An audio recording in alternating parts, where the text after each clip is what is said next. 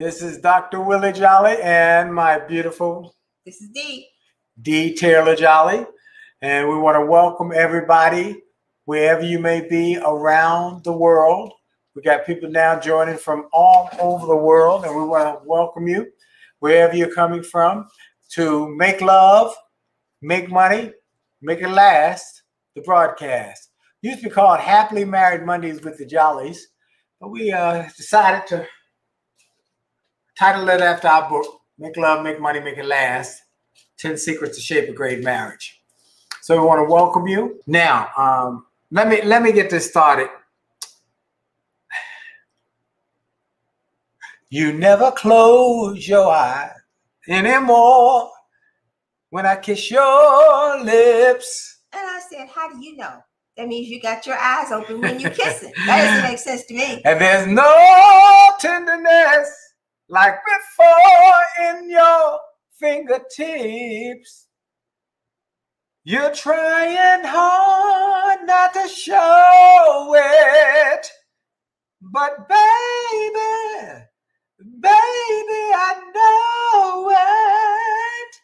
You've lost that love and feeling. Oh, that love and feeling.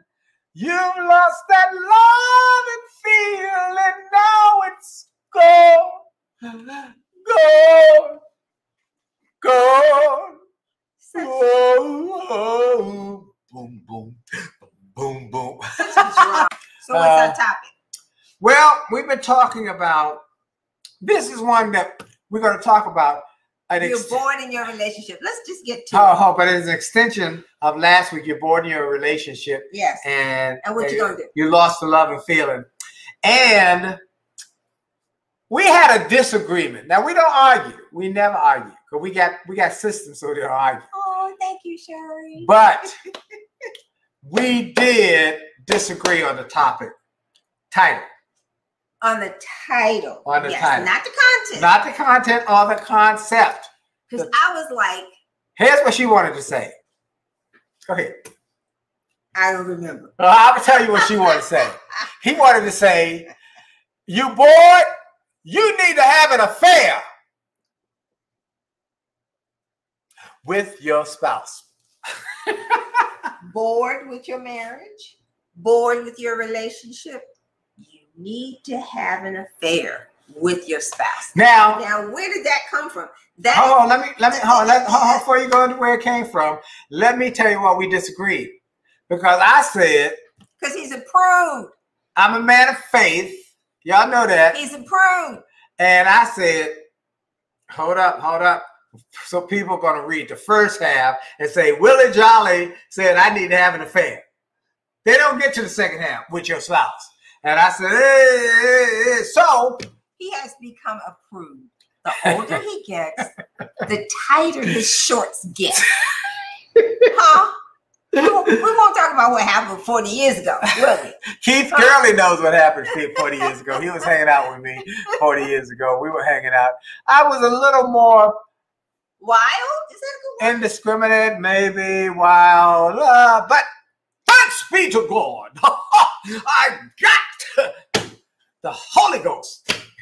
Does it mean you don't have sex? No, that don't mean that. It don't mean that, because the Bible says that the bed is undefiled. It says you should be having sex a lot. That's what the Bible says. Wait. Sex a lot with everybody? No, or sex a lot with your spouse. With your spouse. So this is really so that's what I try to do. What you try to do? I try and make sure I told y'all, you told y'all about ashwagandha and eleuthero. Let's get back to keep you working strong. All right. So let's go. The issue though. I'm bored with my relationship. I'm bored with my spouse. I'm bored with my marriage. I'm not excited about. And we're getting that. We've gotten that a number of times. I got the bills. I got the kids. My husband's really just getting on my nerves. He's not washing the dishes. It is no longer exciting. And people have maybe. Well, that's what I'm getting from the women. Men are not talking to me. So the men are saying she let herself go. I've heard that a couple times. And I don't find it attractive anymore. And then why she let herself go? because she's working all the time, doing all the other stuff. Maybe that's it. I don't know what I'm just hearing what the brothers are saying, and what my wife said was they need to have an affair with their spouse. I chose that word because of the article that I just read. All right, so I get Psychology Today. She gets about 1 million magazines and periodicals and I love reading. She reads 2 books a week. The 1 book a week, and magazines. So you have books in every bathroom, by your bed, at your office, in the kitchen. But I actually read 1 whole book a week. Okay. But they're essence of other books, and then plus my Bible reading, so that does not count. Okay. So now you made me forget what I was going to say. You were going to talk about the essence of. So we talked about last week. We went down the list of different ideas for creating date night, right? Yes. And date night, you know how important to keep one of the things is keep the romance going is have a date. And then I got. She got this magazine, which is the October issue.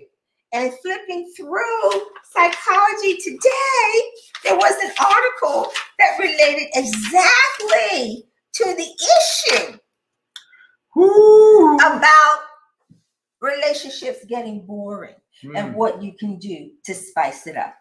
And the word that they used was affair. Affair. And affair makes you raise your eyebrows. It does. It certainly and does. You think, what is an affair? Something that's kind of titillating. It's maybe off limits. Maybe off limits. So she's got the research. Probably involves something not related to the person that you're married to. Well, but usually that was to get the attention of the reader, which got my attention. And I said, then if your relationship is dull, then you need to work at it. So instead of just saying, well, you need to date your mate, you need to think through and say, how do I change my perspective on how I look at my mate? Right? And that means that you then have to work on it just like you did before you got married. What drew you to that person? And then the research, which I thought, and I was like, oh my God, Willie, because he was driving when I was reading this. He drives Miss Daisy around, right? I drive Miss Daisy. And I'm reading magazines and everything else while he's driving and giving him the summary and the talking points of what I read. And there were a couple of things that stood out about desire and seduction. I thought, oh my goodness, this is good. We're going down. Getting ready, y'all. Get ready. Desire and seduction. And so there was a study done recently, and the psychologist who reviewed this was this lady named Elaine Hartfeld. And she found, when they interviewed husbands and wives, what were the 2 top issues that were important to men and the 2 top issues that were important to the married women. Okay. You want to guess? Well, I know what they are. Because I told you. You did tell me. Which goes along with what we say in our book. And it goes along with our relationship. Let me state for the record, I am not bored in my relationship. I don't need an affair with her or anybody else because she turns me on constantly. All the time. Somebody said, you look beautiful. You're right. And I am ashwagandha. That's right. Terrence knows. Oh my God. Keep a brother strong. Keep a brother strong. Let's get back on top. All right. Anyway. So I don't need an affair, but my wife did give me these points that made me say, okay, we have a relationship that's been 36 years, but we're still. Well, we've been married for 36 years. Yeah, we've been together for 40. At least 40. Yeah, 40 years. And I'm still got the hots for her. So this is a reminder, okay? Yeah. This is a reminder. And I said, so we're doing these things normally. So the research says that the 2 top desires for the married man was, number 1. Number 1 was that the wife initiates sex more. Now, Ooh, Did you hear me? Yeah, the wife initiates the sex. The married man's number one desire for his wife was that she initiates sex more. So I think this is important for. Now we kind of touched on that. We touched about that in our conversations about sex and marriage. And many of you know the three things we say in our book: make love, make money, make it last. That breaks up marriages: are sex, money, and communication. Those are three things. And one of the things is that the sex becomes old hat. It just becomes routine. The missionary position. There's nothing wrong with the missionary position if that's what you like. Okay. but you want to have some options, spontaneity in it. If somebody else the two want to try something different. Yeah, and you want some spontaneity, and you don't want it to become old. You know, it's about but that. The missionary position might be a really good position. You want to find out? Let's go back. All right. Okay. So the number one point that married men said they desired from their spouse was to initiate sex. Wow. And I do that. I chase you around. She chased me around the room. Chase you around the bed. Around the bed. Chase you around the house. Yep. And I sometimes let her catch me. So we have fun. We have fun. Okay. Yep. And we've been like that for 36 years. And then the number two thing that married men said they wanted from their spouses was to be seductive. Ooh, to be seduced. They wanted their spouses to be seductive. Does that mean no flannels? Now I'll tell you that story. Let's talk about that story. Let's talk about that story. So you already know, if you studied your mate and you've been with them for however long, if you care, you know what turns them on. Right. And you want to do that. And so when we married, and the first winter, and it was extremely cold because we had to have plastic up at the windows. Y'all know the story. We had the house. It was like $700. The windows were old. The house was over 100 years. It was drafty. Ooh. So I had flannel pajamas. You had a nightgown, a flannel nightgown, not pajamas. There's the Grandma Moses down. And button up to the neck. All the way up to the neck, all the way down to the feet. I was warm and toasty. And I said, and he said, that ain't gonna work. That is not going to work for me. All right, that ain't gonna work. It's long down to the floor. No, we got to do something else. And I said, yes, dear. Yes, you did. And he said, you know what? I can keep you warm. I said, oh, okay, we'll try that. And I have done that for 36 years. We also got flannel sheets. We did get flannel. Well, first we got windows. We got plastic on the windows. After the plastic on the windows, because we went to real windows. Yeah, we did. So we got the insulated, double insulated all over our house. Yes. And we got our house insulated so that it wasn't cold anymore. We did. And then we got flannel sheets. And we discovered flannel sheets. And we got comforters. Yes. And we got under that cover. She didn't need that Grandma Moses. I didn't need the Grandma Moses nightgown. No. So see, communication. We talked about it though. Again, sex, money, communication.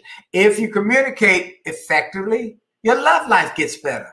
If you communicate better, your money management gets better. It's about having open honest. So I told her that wasn't gonna work. Because sometimes a brother, got to get hooked up in the middle of the night. So reminder. All right. The two things that the husband desires, right? What are they, Willie Jolley? Well, the two things that the husband desires from his wife. From his wife is being seductive and initiating sexual. You want to be chased around a little bit. Yeah. And so, ladies, listen to this. This is research. Many women have this mindset that the husband has to initiate it. Well, he's saying, I don't want to do that all the time. You initiate it sometime. You do something to stimulate me. Come on now. And this will help me in the process. And Terrence said, everything else is guessing. Yes, you should talk about it. How would the man know what she truly likes in bed if she... You gotta tell him. If she would teach him her style? Everything else is a guessing game. So does she sit up and not please her? He would know. Well, y'all got to talk about it. And see, many people won't talk about it. One thing that's to right. exclusion of the other. Right. Okay. It's tender, kind, conversation, say, "Oh, why don't you touch me like this?" Ooh. It's not a dictatorship. No, it's a conversation. And I say, yes. It's a gentle, loving conversation. Yes, I will touch you. Touch me in the morning. Okay. Anyway. Now, the two things that the married women want from their husbands. Listen, man, listen. One is the same as what the man said. Yep. To be seductive. That means the boxer shorts might not work. Yep. Or as I've heard before, them tight pants that it's the PJs that don't have elasticity, so I can't put my hand everywhere. I'm like, let's cut them off. She gave us some scissors. Oh Lord have mercy. I said, okay, I'm with that. I'm okay. Elasticity. Okay, I can work with that. I'll go get some. Okay. I like elasticity. All right, so these are things that, look, folks. So the married woman says, I would like for you to be seductive. Seductive, right. Yes. So maybe that means those little boxer briefs. Is that how would you know if exactly. that might turn she, you know what, gentlemen? And I tell him what I like. She told me some of them drawers you got to go. Because they are old man drawers. I got the bikinis, baby. And then the other is that the wife wants her husband to talk sweetly to her. So women talk, hear, listen, right? They want you to talk sweetly. You never see that little cartoon where the little mouse is a French mouse? But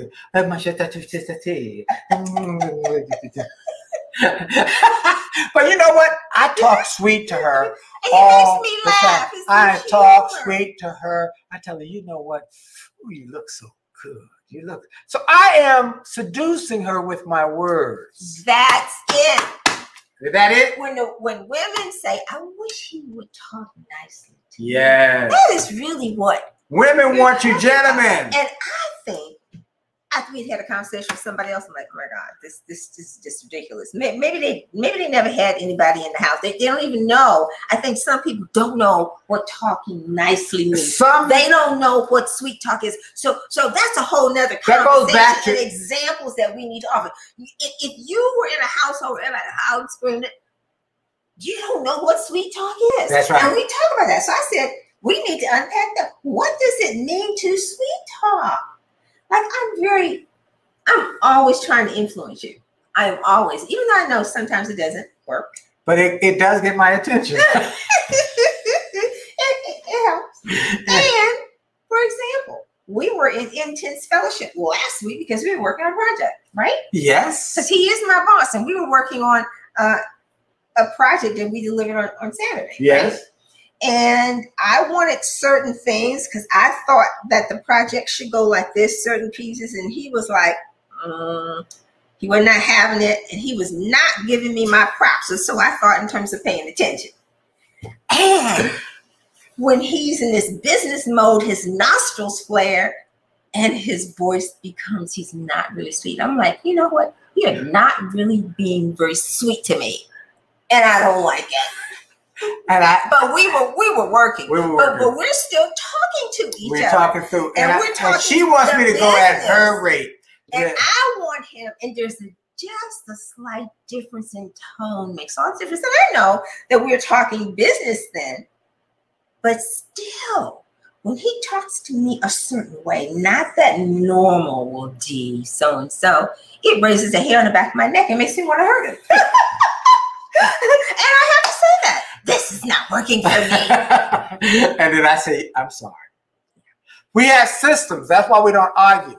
If she says my feelings hurt or I say my feelings hurt, we say right away, I'm sorry. Apologize quickly. That's one of the things we taught in training class. Apologize quickly. Don't have to make it a big, long, drawn out. I'm sorry. Let's go. Let's reset.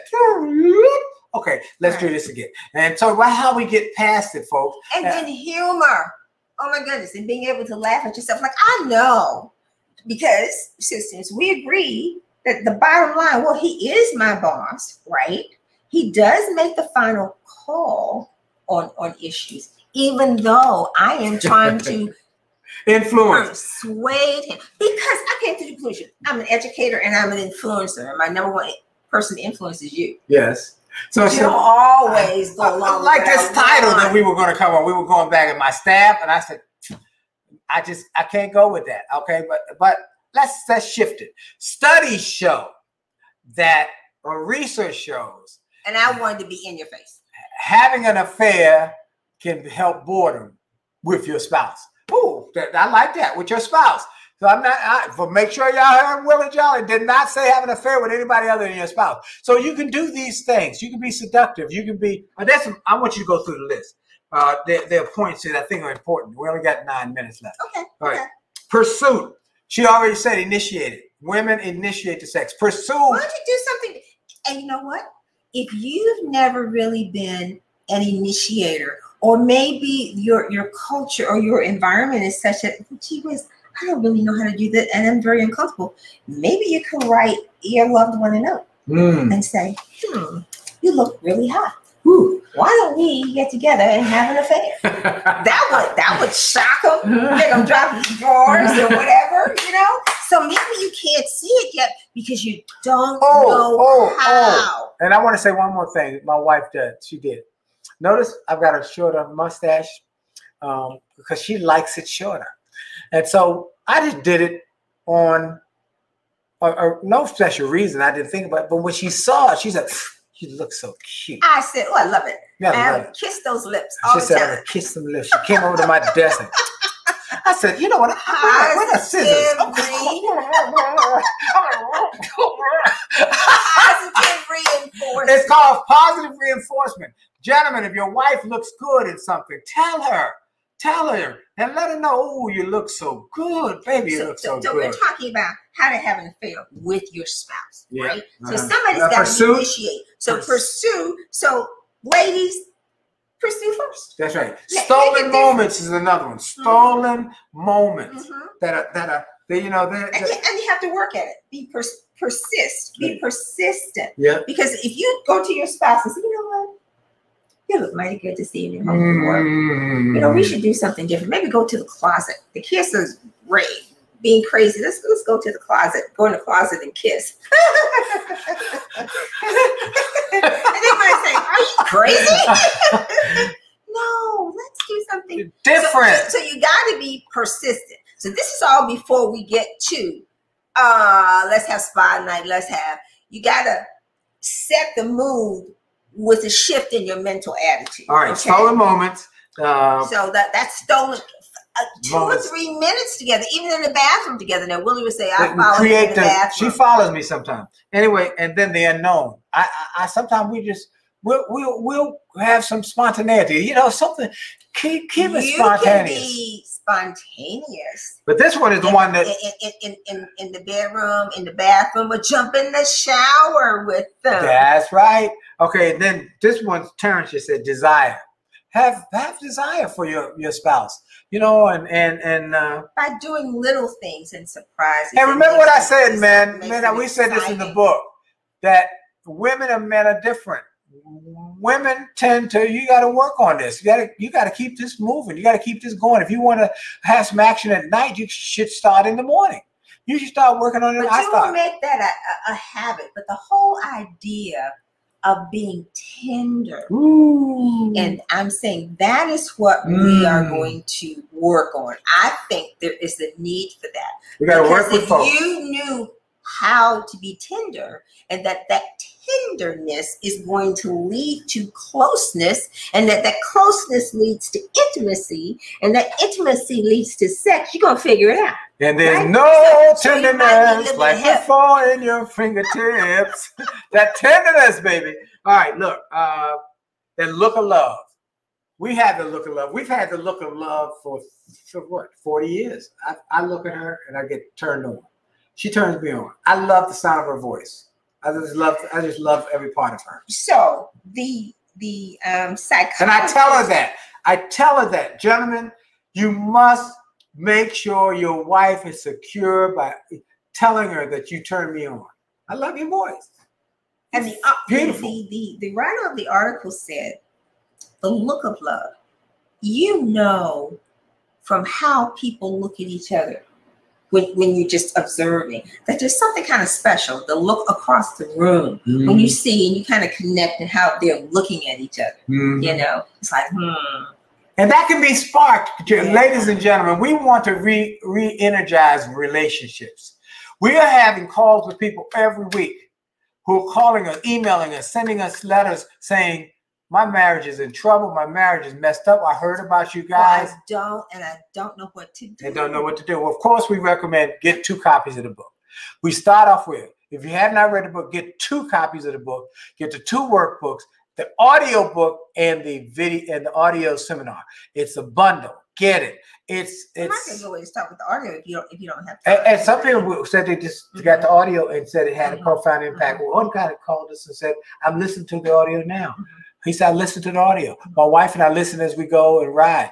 Do it, folks. Invest in your marriage. We want to save 1 million marriages, enhance 1 million marriages. And we have had some, now we got some track record of people who are on their way to divorce court, people who are on their way to separating in their house because they couldn't afford to separate. It's really hard to live separated in the house because you can't afford to move into separate spaces. Yes, baby. That's emotionally very difficult. And especially when you have children. Yep. Because the children know. Everybody knows. Stuff is jacked up. We got some friends on that end too. And it's just jacked up. So look, we're trying to rekindle the fire so that y'all are popping. There's some spontaneity, that the sex life is good. We're going to offer suggestions of some wording to help you out. We got to do this after Labor Day. My birthday this weekend, folks. Friday, my birthday, and it's a significant birthday. And then next week will be Labor Day, and after that, we are going to have a seminar. Sometime by the end. Sometime soon. I don't know when. Because it has to be planned. We got to plan it out, but we got to do it. We got so many people fast. So look, here are two key words. Okay, to end.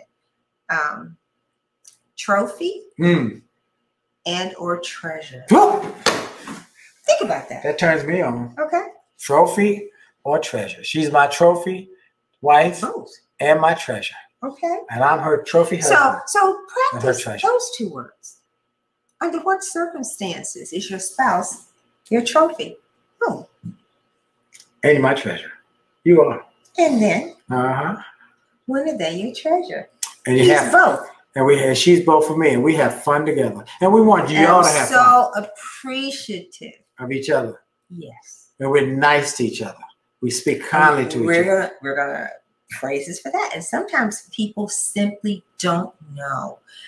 Pushing, talking loud, talking over does not make it. So if this tonight, thank you so much, Sherry. Happy birthday. Thank you. If this show tonight impacted you, if you thought it was powerful, or thought it was impactful, if it was something that had value, do me a favor, share it with at least 10 people you know in your workplace, in your family. Say, y'all got to watch this. It's only half hour. You know, they keep it to a half hour because they want more people to be impacted and don't want it to drag on. We will have some longer seminars, but that's it. Our time is up. Look, go to jollymarriage.com. Jollymarriage.com. Get the bundle. I want you to go get the bundle now. I want you to go right now and get the bundle. If you don't have it, get the bundle right now at jollymarriage.com. And then for those who are joining us on YouTube and other places, Monday nights, A Jolly Marriage on Instagram. Come on now. A Jolly Marriage on Facebook and on LinkedIn. Follow us. Stay connected to us. We got to go. This is Dr. Willie Jolley. And this is Dee Jolley. Jolly out. Jolly out. God bless y'all. Bye-bye.